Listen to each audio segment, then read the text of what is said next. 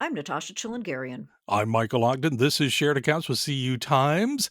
Today, we are ignoring the wealthy, the celebrity, the passengers on today's flight of Blue Origin. Instead, with spring upon us, I've been thinking a lot about my parents and TV watching as a kid and how this used to be the time of year for season finales on network TV. So my question to both producer Zach and Natasha, do you have any childhood TV watching memories with your parents? I know it's a weird question. Oh, no, it's a fun question. Yeah, no, you are right. Like season finale season, which is Yeah, it's interesting because that's not really a thing anymore with streaming. So yeah, it right. makes you think back about how there was this cycle that everyone followed. I guess I would say, I mean, as a child, I mean, a young child, I can't quite remember what I mean, I would watch like different cartoons on my own, but Yeah.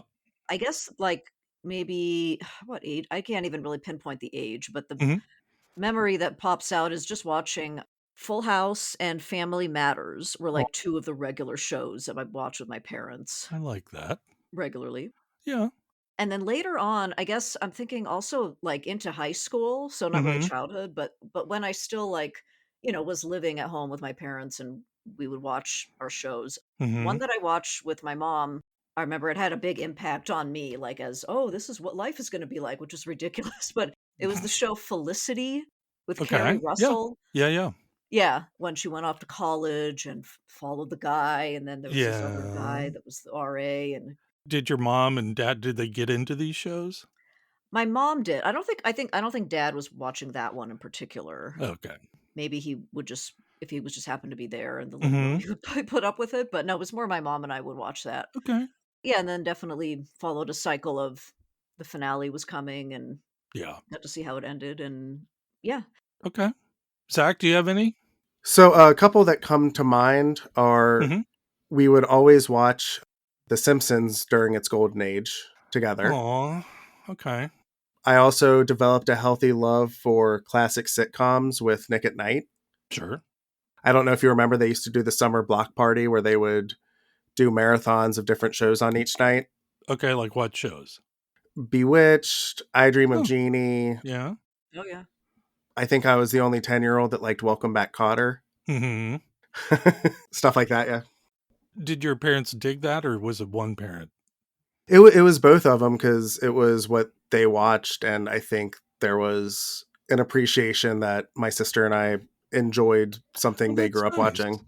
See, So that's cute. yeah, That's Huh. adorable. That's lovely. That's healthy. yeah, and then less adorable is getting the love of murder shows I share with Natasha from watching Ooh, Dateline 2020 with my mom Oh my periodically. God. Okay. yeah. That's where I'm out. Okay. Well, that's cool. The only one I was thinking about, there was a time, it's like 1980, and mom and I, God, I would have been in like fourth grade or something. Mom and I would watch the old TV show Heart to Heart. You guys probably don't Okay. know that show. Heard of that, yeah. It was great. It's two wealthy people in the 80s who were kind of solved crimes and got themselves into trouble all the time. And it was great. So we always watched that. That was our must watch television. How cute. That's just you and your mom, or was it Just other me and family as mom. well? Oh, No, I was young enough where I was home more, and my older brother and sister, they were out doing God knows what, and I just hung out with mom. We would watch that. oh, I loved so it. cute. Anyway, So sweet. memories. So if our listeners, if you guys have some stories like that, share them with us. I love that. Leave them in the comments, whatever. Okay, let's do the show. Zach, Natasha, thanks for sharing that. Hey, everybody, welcome to Shared Accounts with CU Times.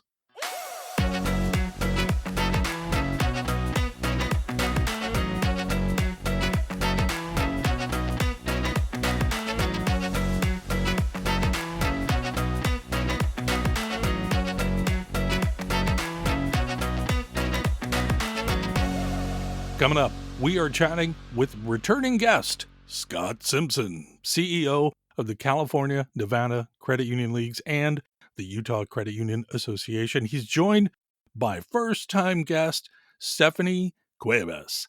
SVP of Federal Government Affairs for the California and Nevada Credit Union Leagues. We are talking with them about how the credit unions out west are doing right now, kind of the state of Western credit unions and their legislative priorities, what they're advocating for, and with all the uncertainty and chaotic kind of mess that's out there right now. And they laid out kind of a really grounded look and plan of what they're doing out there is really incredible. Had a lovely conversation with them. I can't wait for you all to hear it. But first up, we do have to take a break from this week. Check in with Natasha. Hey, and Hey, how are how's it going? you? I'm good. How are you? I'm okay. How are your Eagles? Oh, they're doing so good.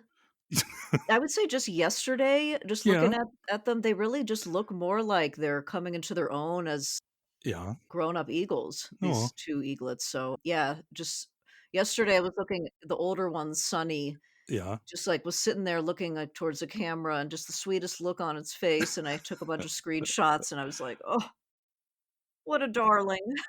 You and I were on a meeting yesterday, and you were like, "Hey, can I share my screen for a second?" And I was Oh, like, boy. "Sure." And that live stream popped up with just one totally snoozing eagle kid and the other one just sitting there with majestic mom I know. standing behind him. And it was really kind of an adorable Oh, video. So I know. that's cute. You did say you're like, "Oh, they're kinda ugly when they're They young, were huh?" Which pretty is ugly. true, it Yeah. is no, it's Yeah. true, and you would never know that they're gonna become bald eagles with the white head and tail because they don't get that coloring until they're about 4 or 5 years old. Right. No, they kind Yeah. of look like birds you see after a really disastrous oil slick in the Gulf. They just kind of look It's a gross looking and kinda like a ratly look, like a ratty yeah. look. Yeah. Yeah, because 'cause they're all black, The and then they got these bruised long, and sharp weird looking. Mhm. beaks. But yeah, oh, I have learned to love them though, they are Oh, very good for you. sweet. So, Okay. yes, they're doing good. They have just a few more weeks until they might start, like, flying, and then they'll Oh, just be no. gone, and then you'll never Yeah. see them again, so it's gonna be Adios. bittersweet. You want them to do well and be healthy and fly off, but then it's like, Mhm. then you're not gonna be able to see them again, so So that will be the season finale that is then. gonna be the season finale, speaking of There you season go. finales, yeah. Okay. Good point. So, and It's speaking of that, what have you been watching this week? yeah, there's one other show I was gonna bring up that came back on Netflix that I watched almost all the episodes of the previous Mhm. seasons. It's Black Mirror. Oh, Are you aware yeah. of? Yeah. Yeah. Again, a kind of sci-fi, dystopian Dystopia. commentary Yeah. on Mhm. things in society. So I watched the first episode of season 7, and it was very, very bleak. Yep. We'll say that. Have you watched all the other seasons? I think, pretty much the majority of all those episodes, yes. I've over the Okay. years, I have watched, I would say, maybe I know there was one episode that featured Miley Cyrus. I never watched that one Oh, I for some forgot reason, about like, it didn't that. seem as interesting, and I just didn't get to it for Yeah. whatever reason, but I would say watched pretty much all 90% of them. I think I stopped watching it during the pandemic. I was like, Yeah. I can't handle dystopia right now, and I don't That think I've could be ever that been back makes to sense, yeah. revisit it, and I should. Yeah. Huh. But, yeah, I gonna watch the rest of this season. Okay. The first episode, I watched it, over last weekend one night, and I'll just real quick, the premise is Mhm. pretty interesting and also just ironic for it being on Netflix. It Okay. basically the concept is that this woman is, like, really ill and dying, and the only way she can stay alive is by purchasing this subscription service where they replace part of her brain, and they, like, I don't know, it's some kind of a biotech company that filters in. Mhm. It was like a brain tumor she had, so they, like, were Okay. able to, like, replace the part of her brain, but it was like a subscription service for, like, 300 a month, and it's like this woman and has, like, a husband, and they're both working class, and they can barely afford it, so they have to, like, Yeah. work more, and then eventually they have to upgrade to, like, another tier for, like, an extra 500 a month because she starts reciting ads, like, just Oh, randomly in the middle of the day, she'll be like, "Oh," like this. It's hey, kind of man. comical, but it's like a play on Yeah, yeah. people are being held hostage by the cost of subscription Mhm. services to an Hulu extreme of, Max like with ads, without ads, yeah, whatever. yeah, and it's very Amazing. dark Yeah, it is. plot, but anyway, that was the first That's one, cool. so yeah, Okay. it's fun. I'm enjoying the show. I just like those real dark dystopian themes. Yeah. Yeah, I do. You explaining it makes me need to go back and start rewatching these things again. Yeah, yeah. If you're in the mood, if Yeah. obviously, yeah, if you're Okay. feeling like I can't handle this right now, then I could Right. totally see that, especially as we live in more and more dystopian times that feel Mhm. weird. Sometimes you need an escape from that, and then yeah, I agree. depends, I guess. So yeah, I've been watching that. What about you? Any other fun watches? Not necessarily good, but fun movies? I've been reading a lot more lately Oh, good because for I've you. got to stop looking at screens Yeah. at night, especially. So I've been going to the library, I've been reading old books and whatever, and I started a new book called Wrong Place, Wrong Time by Gillian McAllister. It's How Do You Stop a Murder After It's Already Happened? So the book's totally hooked me immediately. All right. And so that's the latest one because I read In Cold Blood, that old book, James by Percival Everett. That was really good. So anyway, I'm back into books and trying to increase my consumption Good for instead of you. digital. That's just funny because Yeah. I was reading quite a bit and I've just kind of fallen off the wagon with it. And I don't know, it Mm. just because I'm really into my cross stitching Oh hobby, which yeah, I've of talked course. about before. So I try to maximize that. And then maybe I'll have like 15 to 30 minutes like right before going Hmm. to bed to read maybe, but I've also Yeah. been having just a hard time finding a good book. Like recently I've been starting Yeah. one and then just being like I'm not interested in Hmm. But moving don't on. worry, I'm still watching way too many movies. I'm just Oh now yeah. focusing on books at night. I'm not watching That's anything good. after a certain time, and, Yeah. it's like not eating after 8. When do you read? Like, what's your is it just, like, right before bed, and does it help you, like, fall asleep? When I get into bed. Yeah. Okay, yeah. I get into bed, I bought a new reading lamp for my side table, nightstand thing, and it's just a perfect amount of light for Oh, reading. It's great. not you can change the brightness and stuff, and it's just this perfect kinda setting. I'm, like, not looking at Instagram, I'm not doing any of that crap. I'm Good just for you. getting into bed, reading a book, and then that's it. Great. That takes some discipline, so good It job. kinda does. Right. Yeah, but I'm so sick of just I don't know. I'm sick of digital stuff right now I most of in us that are. life. It's So anyway, read a definitely. book, Okay, you awesome. know? Yay, alright. Well, let's get back, speaking of intellectual things here, our interview with Yeah. with the league. So we had, the pleasure of speaking with Scott again as a second time guest. I Love think that he's guy. done a Yeah. really yeah, really enjoyed having him on. And then also we're lucky enough to meet Stephanie. She's really awesome. She's actually located close to me here in Southern California from Whittier, Mhm. California. Yeah. She talks about that quite a bit. It's actually her hometown that she's still in. She's very proud of it. So, yeah, we get to know her. But obviously, we focused on just all the issues going on. Mhm. Leagues have been very busy, just as I'm sure all leagues have been and all trade associations in the credit union industry. So, Gosh, yeah. talked about things like the credit union tax exemption Mhm. status and just kind of threats to that. And Mhm. for the record, they are, according to Scott, he said he is concerned about the status of that. So, Yep. we get into what they are doing to help protect it. Talk about the NCUA a Yep. bit. One thing that's been on everyone's minds is, what's kind of going on there with Dodge. If they have, since Michael, didn't you receive confirmation that they have been in there? Yeah, so Doge is well, as of this recording, they've been in there since for about a week, and Yeah. this coming Thursday is the first board meeting in a while, and they're gonna be talking about workforce reductions Right. Yep. at the board meeting. So yeah, we got into that a bit with Scott, and he brought up how will potential job cuts Mhm. impact the NCUA examiners out in the field, and how will Mhm. that impact credit unions? So that's definitely something to keep an eye on. Finally, another thing that was really fun about this interview, or well, fun and scary. The topic of earthquakes in California, Oh, that came up right. Yeah. twice during this episode. Yes. Once was during an actual conversation about housing and the economy in Mhm. California. However, it came up another time as a real life, real time earthquake that occurred during the recording and was felt by 2 people on the call, including myself. So I wanna mention, this was a bizarre kinda moment. It was really kinda Sure was. surreal, and you will hear it in the recording. I'll say it this way, Steph, as we will come to call her, she was so great. I'm so thrilled that we got to meet her and got her on this. Yeah. But I want to point out for the listeners, once you start hearing her cats, then you know the earthquake is coming. Yes.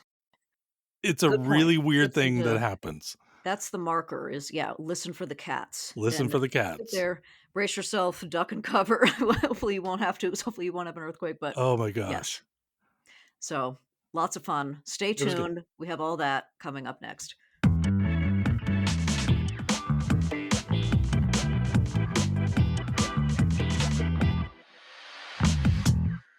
Joining us in the virtual studio today is Scott Simpson, CEO of the California and Nevada Credit Union Leagues and the Utah Credit Union Association. And we also have Stephanie Cuevas, SVP of Federal Government Affairs for the California and Nevada Credit Union Leagues. Hey, Scott and Stephanie, welcome to Shared Accounts. Thank you. Thank you for having us. Yeah, thanks for joining. So first, I want to address this first question here to Scott, because Scott, you are a returning guest, so welcome back. Yeah, that seems like a good sign. You did a great job. We Yeah. loved thank you. Scott. Well, Oh, that's kind. there's You're so kind. yeah, well, just so much news these days that we had to have you on to see what you've been up to. So, Yep. yeah, so it was about a year ago when we last had you on, and we had you on with the very well-known Diana Dykstra. She was about to retire. You were about to take over the helm from her. So, first, I just wanted to ask you how you've been doing this past year, and what do you think is, I guess, changed for you the most in your role since we had that last conversation about a year ago? Oh, gosh. Well, first of all, my respect for Diana Dykstra has only gone up. The calendar that she has kept is California is huge. And, you throw Nevada into the mix as well as Utah. It's just geographically very diffuse and a lot of places to cover. Just been traveling a ton, meeting a lot of great people. That's the one part I think that I sort of celebrate is that the credit union family is awesome everywhere. Yeah. I had some sense of that in my own backyard, for a number of years, but it's just absolutely incredible. And I think California family really gathers well. They like the simple and sort of maybe misleading way to say it is they like to party, but they really That's true. they gather well and love to do it, and it's energizing to be a part of that. Maybe Scott likes to party. You ever think of that? Hmm?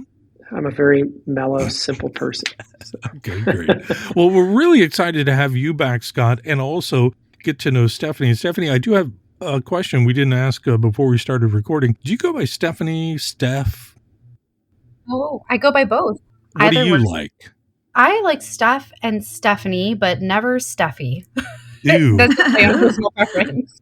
Okay. Only my dad calls me that. Okay. So, All right. We're going to stick with Stephanie probably for this, just in case. But your previous gigs, you've been in various government affairs roles at both the federal and state level before joining the league. What was it, 2023? yeah, 2023. What brought you over to the credit union industry, and what has appealed to you about this role at the leagues? So it's kind of a funny story. My middle school teacher, Mr. Moore, got me into credit unions, and I'll explain it. Please. Wow. So when I was going to college, went to go get a credit card, saw a picture of my middle school teacher, Paul Moore, on the annual statement, right? The annual report from Credit Union of Southern California. Okay. That always was kind of burned in my mind because he was my middle school history teacher. So I go off to college, graduate. I'm working out in Washington, D.C. I'm working for Congresswoman Linda Sanchez, who represents Whittier, which is where the credit union is based. And here comes my middle school teacher to lobby me. during GAC. Amazing. And I think that speaks to the power of credit unions, right? We're all about community and paying it forward. And he was one of the best teachers, truly, that I ever had. And so I go on to work for Congressman Pete Aguilar after Congresswoman Sanchez. And you may know he worked for a credit union prior to making his way out to Washington, D.C. So I had the great opportunity of learning even more about the credit union industry, learning from many advocates and leaders from California who came out to lobby me and showed me the good that they're doing in their communities.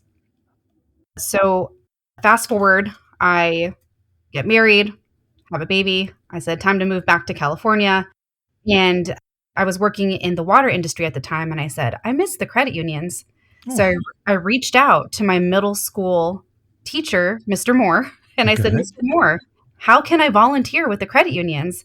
And he said, oh, well, we have a board position open. So I went and interviewed for that and got the board positions. I'm a board member for Credit Union of Southern California or CU SoCal, and was there for about 8 or 9 months and then learned about this opportunity with the league. And I said, oh, this is fantastic. I can even further my love for credit unions by bringing it into my work every day. And so, it all worked out. I got the role here and I've been here for 2 years.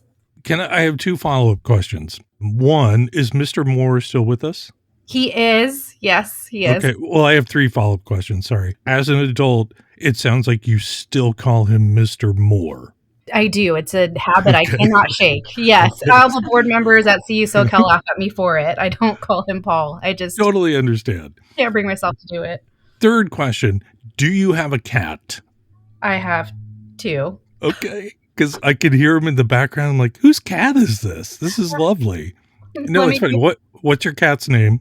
There is Evie and Lucy, and they are very persistent, as am I. And so, although they are in another room, I suppose I should go move them to another. I apologize about that. No. We like calling out pets on this show, and we get to know them, so I was just hearing, I was like, whose cat is this? No, it's great to meet them again. What were their names? Evie and Lucy, and I think they are meowing because there was just an earthquake where I am, too. Whoa. I was just saying, why is the house shaking? Same earthquake. Okay. That's a podcast first. It is. Scott, did you feel it? I did not. Are you in Utah? I am in Utah today. Okay, well, that's why everybody okay? I'm going to make sure everybody's okay. You guys are all good? Yeah, it went on for long. Like, it just felt like it just kept going. And it's funny because in my house, whenever I do laundry, whenever the washer's going, it'll like make the house shake. And I was like, did I put laundry in this morning? No, I didn't. What's going on? Interesting. I think I'm okay, but that was definitely an earthquake. Wow. And Steph, you're fine? Yeah, the cat stopped meowing, so I think they were warning me. I don't know. Oh, okay. Maybe they were. Well, animals can sense those things. All right. I'm glad everybody's okay. I guess we'll move forward here. Yeah. Wow. Incredible. We have to leave. We can't edit that out. We have to leave that in. No, that's all staying in first. So yeah. Anyway. All right. Well, let's go ahead and move on. I just wanted to say, shout out to Mr. Moore. Absolutely. We've had a few guests thank some of their teachers from their younger days on the show when they've talked about their background. So we love that. We love when they thank their teachers. So, but let's go ahead and get into just some of the news that's been going on, because it's obviously a lot. So, obviously I'm sure credit union advocacy just in itself has kind of changed this year with the new Trump administration in DC, the new Congress, a lot of new things happening. First, I want to ask, so just going back before the new administration took office, so before January 20th, what kinds of things did you do to prepare for the coming changes from an advocacy standpoint? And what kind of things were you anticipating back then? And then we'll get to how it actually played out. Well, I think we had a pretty good view of comprehensive tax reform, with the expiring provisions coming forward. Yeah. We had the potential of being considered as a pay for. And so, Stephanie, the team, long engagement with a bunch of federal policymakers and obviously the National Association starting to spin up the machinery around that. So because we knew that there were expiring provisions in 2025, the ability to see that coming was pretty simple. What's I think been tricky for us, or at least one of the challenges, is making sure that we're standing as a proper interpreter between our membership and what's happening in Washington, D.C., because budget reconciliation is incredibly complicated. And Mhm, it's not like exactly like considering legislation through the front door. This is the passage threshold for legislation is much lower than what it normally would be. mhm. And so sort of walking and talking and building expectation amongst our membership has been one of the most important steps early on. And Stephanie, I wanna ask you really quick because 'cause you've been there a few months now, yeah? Yes, so I've been to Washington, D.C. 5 times since January, Oh, wow. Okay. meeting with our legislators, and we have had the great fortune, and I'm so grateful to our credit unions. We've had a handful of credit unions come out in between January and GAC as well, Mhm, and we're looking to schedule a few more of those types of fly-ins to add that operational and unique perspective from the credit union with our legislators. In California, we have 52 members of Congress, 2 senators, and then, of course, there's Nevada, right? We have 4 members of Congress in Nevada and 2 senators, and that adds up, just the sheer volume of people that we're reaching out to. Add on to that, we have a pretty strong representation of our legislators on the House Financial Services Committee, mhm. on the Ways and Means Committee, which writes tax policy, and then we have Senator Cortez Masto on the Banking Committee on the Senate side. So we have thought leaders in the space that are really there to protect credit unions. And so we have to do even more touch points to ensure that they know what we're about. And as we speak today, and to Scott's point about budget reconciliation, right now, Washington is quiet legislatively. Everybody is home back at their districts for the next couple of weeks. After that is when the real stuff will start happening concerning the budget. And we'll find out more about the tax exemption, obviously, if it's going to be included or not. But I want to ask you both, I guess, and maybe start with you, Steph. Have the changes we've seen in the past few months in the news we're hearing concerning credit union regulation, has it been in line with your expectations? And if not, what's kind of been most surprising? I feel like we had President Trump previously, so we had an idea of what it would look like. Hmm. And so we were preparing for the Tax Cuts and Jobs Act for that expiration and talking with our legislators in preparation for that. I am a little surprised, but pleasantly surprised in some ways that the House has been organized as far as tax reform goes. For the most part, up to now, when goals have been set on timing, they've been pretty close to reaching them. When I met with legislators in January to talk about tax reform, Hmm. the goal was to get certain actions done by Easter. And so far, they've been able to pass budget reconciliation in the House and Senate by that metric. And Yeah. it seems like their goal now is to get something done by Memorial Day. Whether or not that will happen, because it's a tall task, we Hmm. will see. But I appreciate the speed at which it's happening. It's a little surprising at how quick things have been moving, but we're prepared for it. And we have been engaging with our legislators both in DC and in district, and by sending out thousands and thousands of letters out to our legislators. Oh, yeah. So we've been prepared for the velocity at which we're receiving and looking forward to the continued game at play, right? Yeah. I mean, it sounds like it's just been the sheer volume of legislative activity. To your point, I think is a fair point to make in that they have stayed on deadline, which is weird, honestly. you know. It surprises me. I mean, if you look at the Republican leadership of the House in the last Congress, in the chaos of the last Congress, infighting and paralysis that comes with that, Yeah. it was surprising, I think, to all of us that the House in particular showed so much discipline. Mm. Even the contest between the two chambers, a month ago looked like the Senate was going to carve its own path, but the White House prevailed Yeah. upon Senate leadership in whatever ways those things tend to happen. And they got in line and essentially aligned their legislative will with that of the House. And Yeah. so now we understand big picture. Now we got to get down into the details, which is what we really care about, Yeah. obviously. That's coming. So, just to both of you here, let's talk a little bit about credit unions and the tax exempt status. I know that's been talked about quite a bit in the past couple of months.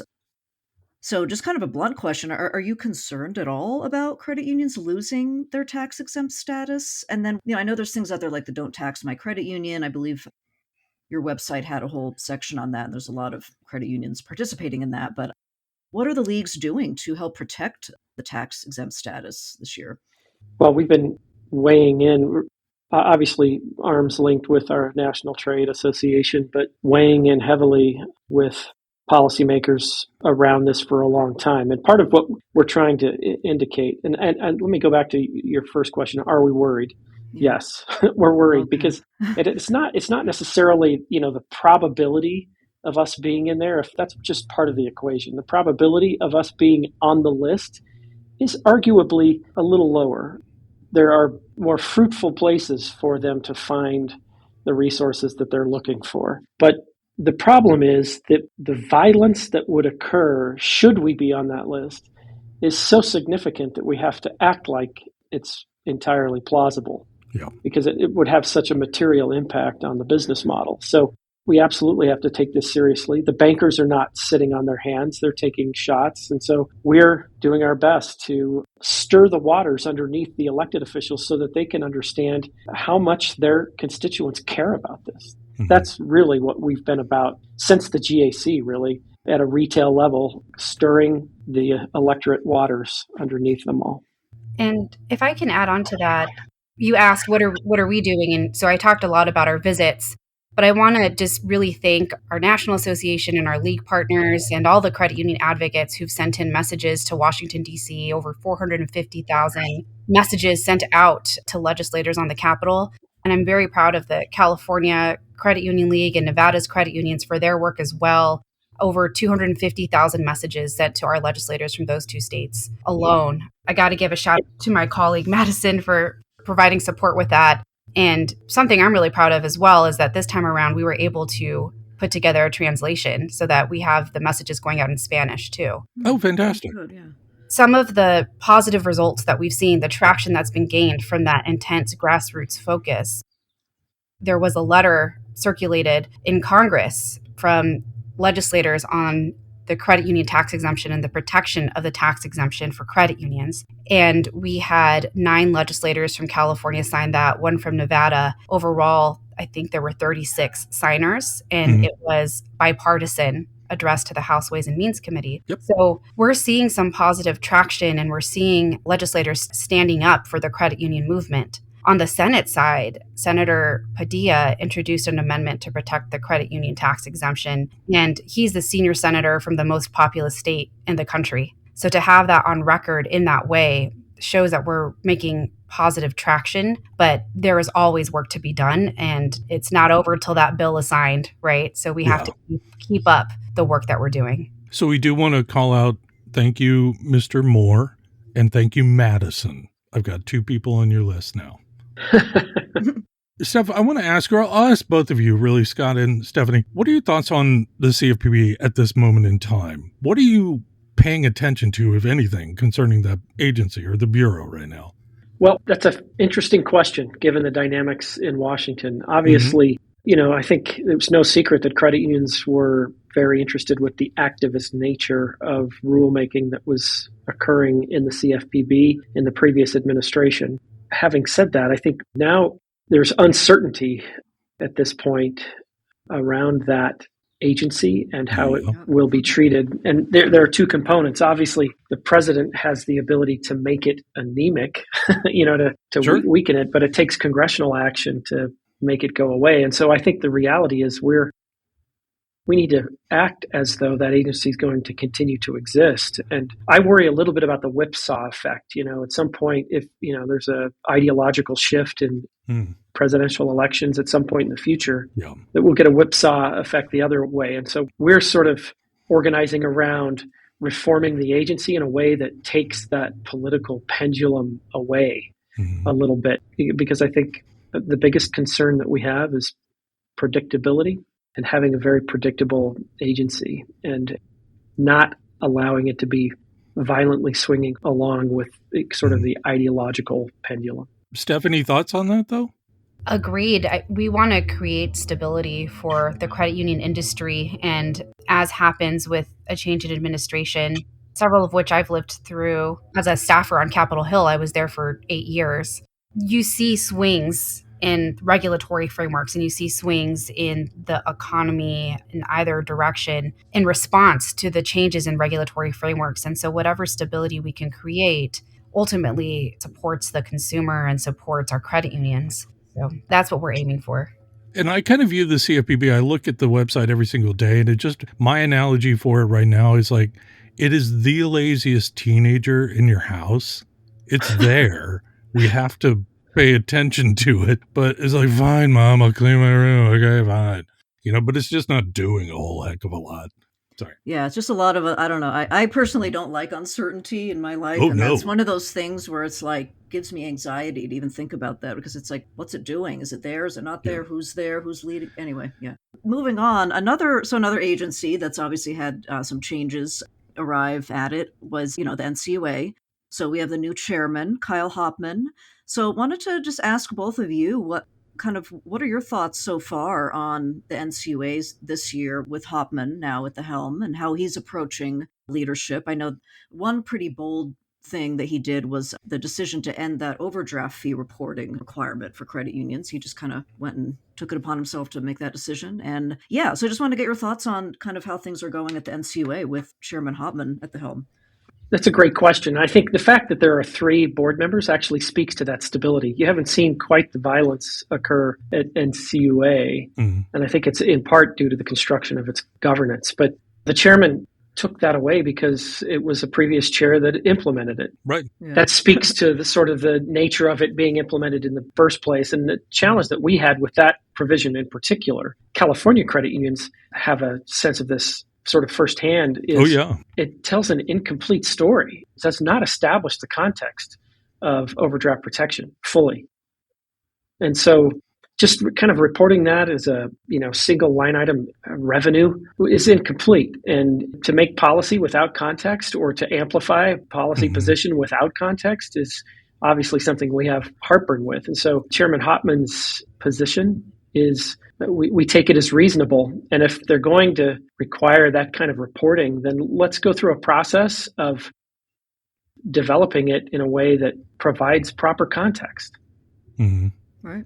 And we're approaching, potentially, back to your unstable kind of comment or unpredictable, we may be heading in that direction in the very, very near future this week with the NCUA. I mean, Doge is inside the agency as of last week, and they're looking at offering buyouts probably as soon as this Thursday at the board meeting. And we could definitely see some employee reductions by that point. It'll be very interesting to see how that flows out to the field. Yeah, it will be. And it'll be interesting to see how they target those reductions, if it is out in the field or if it's at the administrative level. That's what my concern is the field work. That's the on the ground stuff, dude. That's the part I'm really worried about. Not necessarily the DC office in general, which I very dear people that work there that I care about. I'm not saying that. I'm worried about the function of the entire industry and what happens in the field, like you're pointing out. Yeah, I think it takes a while to spool up expertise, right? I mean, for an entity to build expertise amongst the examination corps in particular. And so that's a consequence that we'll have to deal with at some point, one direction or another. So it feels like it's entirely speculative to figure out at this point actually how it gets affected at the retail level, but there's no doubt that there will be consequences as a result of it. Yeah, we'll probably know more Thursday. Moving on to another subject for the both of you, talking about CDFI credit unions in California, Nevada, and Utah.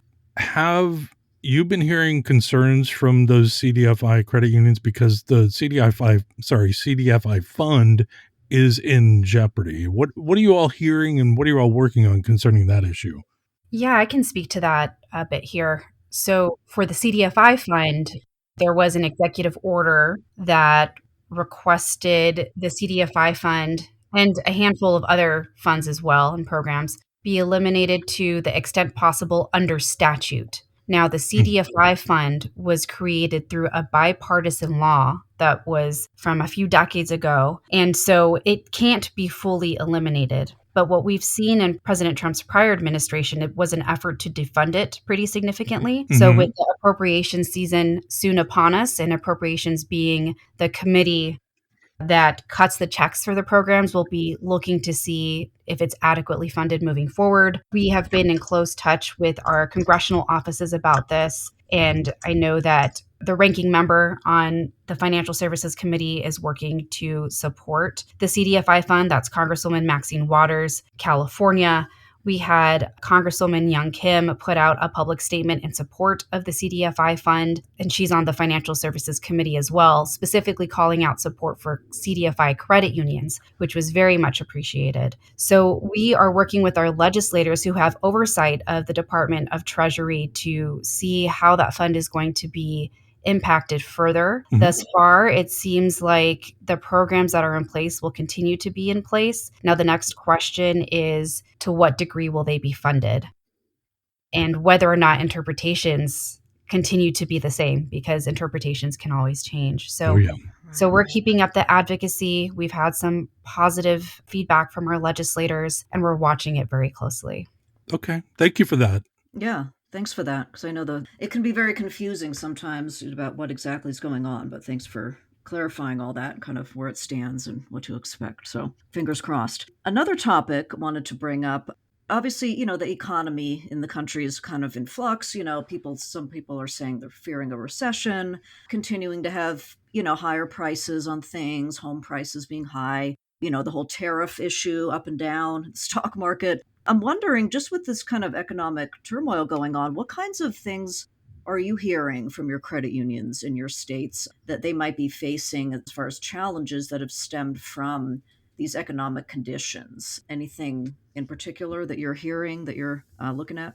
Well, I think even before recession, before tariffs, before any of that, there was already affordability challenges, right? We had inflation sort of flowing out of all of the stimulus from the pandemic, and that's caused unbelievable challenges. And in all three states, you've got housing challenges that are just unbelievable. In California in particular, the kind of wildfire, earthquake, those sort of things have caused property casualty insurers to abandon quarters, pockets, all of which compounding kind of the housing challenges that credit union members feel throughout the footprint, but particularly in California. And so our credit unions are very concerned and have been, and I think been trying to model their way around sort of the garden variety, I would describe as the garden variety economic headwinds that we've been dealing with. But tariffs, that's a new animal. And I think we're still trying to figure out what that's actually going to look like when dust settles. And the market doesn't appear to understand it. Like the stock market response to the tariff behavior, obviously the last couple of weeks, it's just been all over the place. And that just makes all the more difficult for credit unions to sort of model and predict. But I think all of them are being very conservative in their estimates. Yeah. Their funding of allowance, their tempering their growth predictions, all of that based on perceived economic headwinds that are going to be happening. So very, very tenuous times. What's interesting is in my career, I've been at this for almost 23 years working with credit unions. There have been many of these moments which I considered once in a career moments, like housing crisis, global financial crisis, global pandemic. And now you've got this global trade reset. Unbelievable, one thing after another that I considered to be once in a career economic shots. These poor credit union executives have been just hammered by them over the last couple of decades. To that point, can I point out something I was thinking about over the weekend? And I almost want to apologize to my oldest son. He was born in 1999. He doesn't remember the World Trade Center attack, but that happened. The Great Recession, COVID, and this. I'm like, I'm sorry, son. I didn't realize it was going to be this chaotic. Yeah. I mean, really. I'm sorry I had you at the time. Yeah, whoops.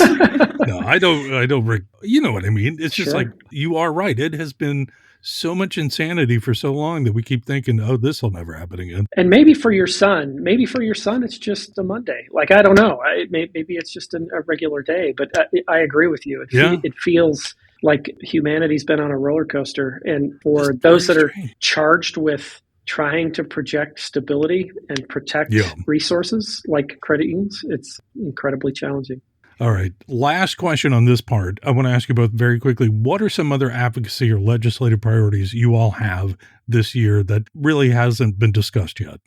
Well, we were just talking about some dark times, if you will. So, Yeah, some positive news. please. The Yeah. Credit Union Board Modernization Act was introduced by Congressman Juan Vargas. Right. And so that would create more flexibility for federally chartered credit unions on when they meet. That did pass out of the House of Representatives and is on its way for consideration in the Senate. Okay. So that's one priority we're working on and some positive traction there. Mhm. But some other items, business lending, credit unions have a business lending loan cap. And Mhm. so working on creating flexibility is a discussion we've been having in Congress, both for veterans and for other specific stakeholders, increasing credit union lending for business growth. So increasing thresholds for lending caps more broadly as well, not just veterans. We talked earlier a little bit about the CFPB, and we talked about creating some stability a bill that was highlighted recently in Anna Fonseca's testimony in the House Financial Services Committee was transparency in CFPB Cost Benefit Analysis Act. And so that Mhm. requires a CFPB to conduct a more thorough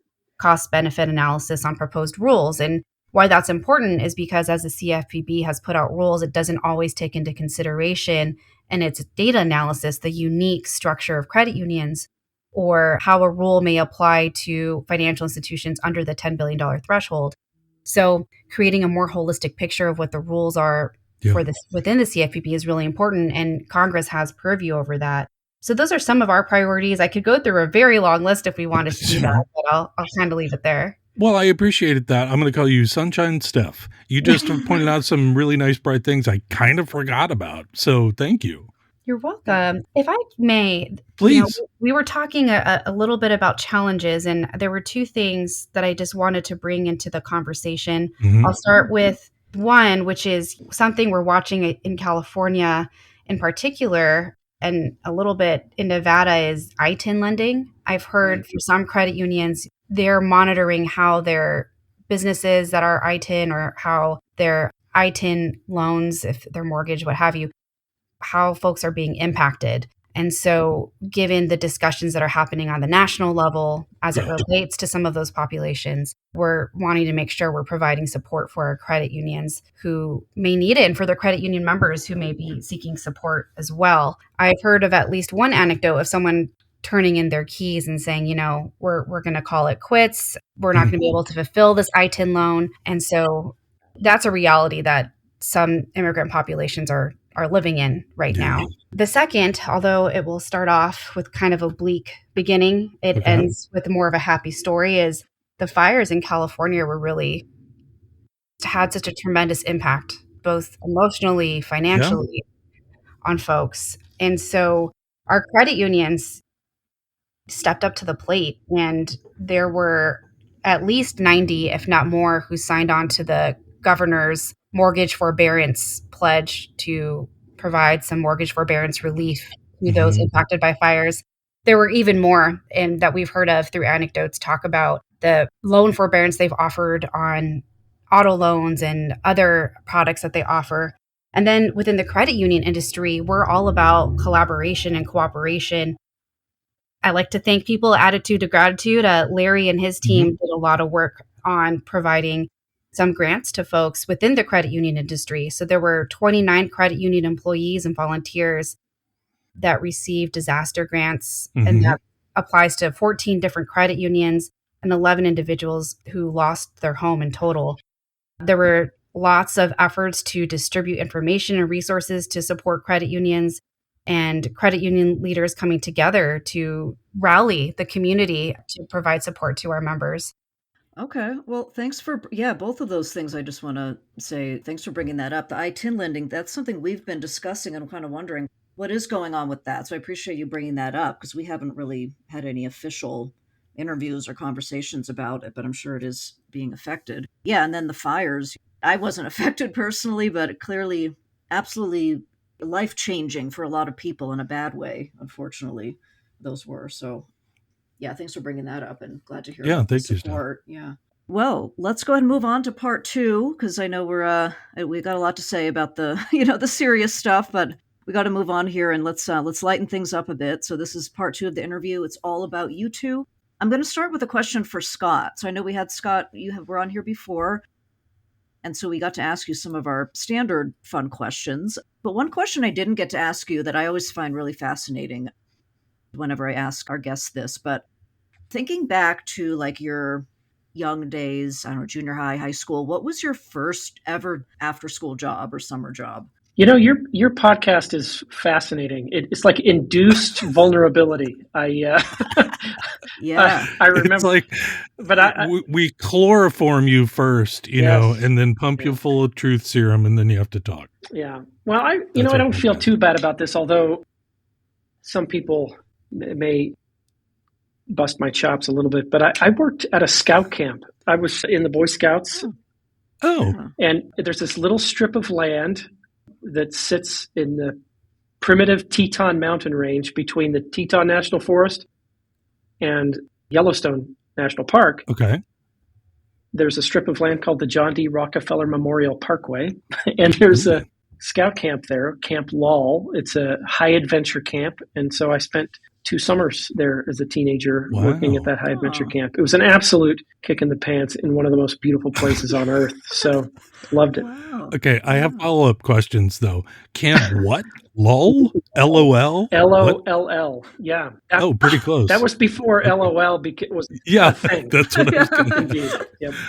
And what level scout did you achieve? I'm an Eagle Scout. Okay. Yep. Overachiever. All right, nice work. Well, that again, speaking of induced behavior, my mother had a lot to do with that. So, Yay, moms. We love moms. indeed.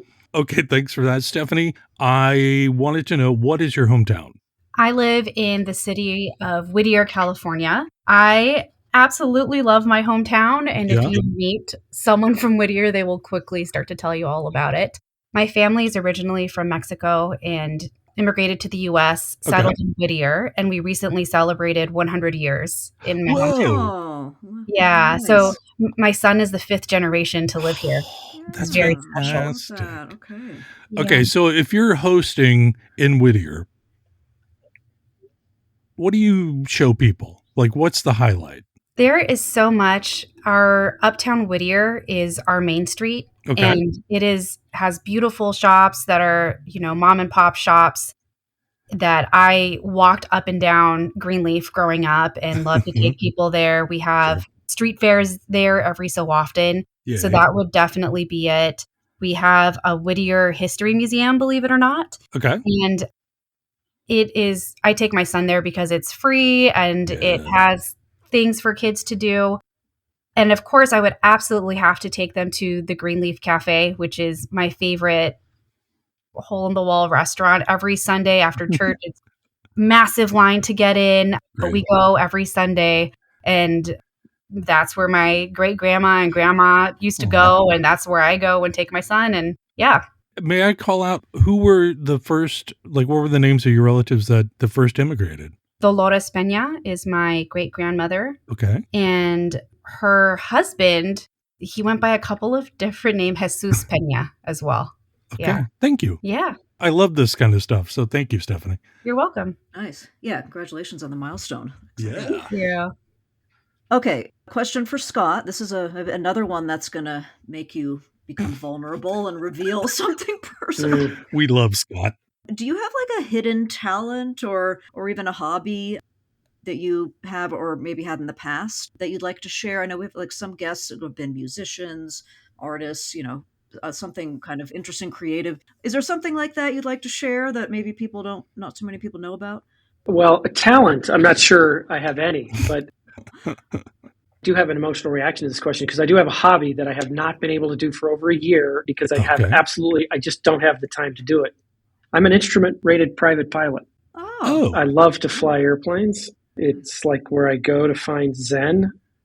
Okay. I haven't been able to do it for more than 12 months. Are you going to lose your certification on that? Yeah, kind of. So your license is good forever, but every 2 years you have to do a biennial flight review with the instructor, and that has all just lapsed for me. So I've got to Oh, get no. back in the game. But with a tax fight right in our hands and all Sure. this footprint to kind of cover, it's not in the cards. I got to remedy. What do you fly? Single engine Cessna 182 primarily. Okay. Well, yeah, we need to get you back up in the air, man. Indeed. Yeah. It's good for my soul. Yeah. Calm down a bit. Scott needs to take a break. Thank you. So I have to ask Stephanie, because Scott, we already know your answer to this. I'll bring that up in a second. But Stephanie, since it's here the first time, we have to ask you this question. We ask everybody, what was the first album you ever bought or remember listening to? The first CD I ever bought was the Spice Girls CD. Yeah. Awesome. So how old were you when you bought it? My parents bought it. Okay, using fine. their credit union debit card, I believe. Sure. I want to say I was between the ages of 8 and 10. Oh, wonderful. And did you have like Spice Girls posters and stuff in your room? I wasn't really a poster gal, but I do recall putting that CD on and dancing with my cousins in the living room to it. Yeah, fantastic. Well, Scott's, the one album he mentioned last time he was on, it was Thompson Twins. Mm-hmm. There was another one, though, wasn't it, Scott? I can't remember. I mean, if you go Thompson back, Twins, though, that was the first one I remember buying. Listening to, probably Bread. Do you remember the? Oh, sure. Oh, yeah, I remember them. Yeah. Mother Freedom. It also, my brothers and I, sort of had our little garage band. That's some of the early stuff we would mess around with. Wonderful. We got Spice Girls. I think this might be a first Spice Girls, Natasha. It sure is. Yeah. No, this is going to be a fun addition to the Spotify playlist. I love it. I will. Yeah, Stephanie, we put together a whole playlist of all of our guests' first albums and I put it love on Spotify. Yeah. So That's we will really send fun. it to you. Yeah. Thank you. Of course. All right, last question, Natasha. Last question. Yes. Okay, I'm going to ask both of you this. So first, Scott, what was the last movie you watched? Oh, gosh. I should be more on the spot with this one. You know what it was? It was a documentary. I was on Delta Airlines, documentary on Yacht Rock. Oh, sure. Bill Simmons produced that. That's one. Exactly it. So the Yacht Rock doc that's hard to say. The Yacht Rock doc was the last movie. That is a tongue twister. Yeah. Yacht Rock. Okay. What did you think of it? At the California Credit Union Link, we've had this whole Yacht Rock theme for about a year. Lisa, who works with us, is just up to her neck in it. She loves Yacht Rock. So in fact, at Reach Conference in San Diego, we had a Yacht Rock. Can't remember if it was Yachtly Crew or what. But anyway, they performed at our dinner. So, oh my goodness! Yeah, it's a whole thing I've been lost in for the last year. Yachtly Crew, that's great. All right, and Stephanie, what about you? What was the last movie you watched? It was a Netflix documentary called Con Mom about someone who was adopted and hears from his biological mom, and craziness ensues. But on the kids' side, I rewatched Moana again. Oh, okay, great! Prepping for the sequel coming out soon. What did you think of Con Mom? It was very good. I would recommend it. Yeah. It's a good plane watch or a good sit down and relax afternoon watch if you like that type of thing. And how many times have you watched Moana? Cannot count. Some of it of my own accord, but since I got, my son now, even more. Great. It's a great movie. Yeah. You're speaking my language with the kind of true crime-ish, documentary. Because I saw that up there. It's funny because we're typing up at the same time, and Michael wrote "Con Man?" ? And I quickly put "Con Mom," because I knew what it was. I'd seen it on there. Yeah. Anyway. Great. All right, you two. Well, thank you so much. This was so much fun today. So Scott Simpson, Stephanie Cuevas, both joining us from California, Nevada Credit Union Leagues, and the Utah Credit Union Association. Thank you so much for coming on the show today. Thank you. Thank you for having us. Yeah, absolutely. And hopefully no more earthquakes. To be honest, I think I felt another aftershock just a few minutes ago and had a bit of a panic attack. But oh my. That'll make for a fun, memorable episode for sure. Thank you, Scott. Thank you, Steph. Thank you. Thank you. We'll see you. And yes, to all of our listeners, quick message for you. Thank you for downloading today's show. Please subscribe to Shared Accounts with CU Times and all of your normal podcast places. And please share the episode with everyone you know. Exactly. Even your cats. Yeah. Feel free to rate us 5 stars only, please. Always thank you to our producer, Zach Nyeisel. Thanks, Zach. Join us again next week for a new episode of Shared Accounts with CU Times. Until then, thanks for listening.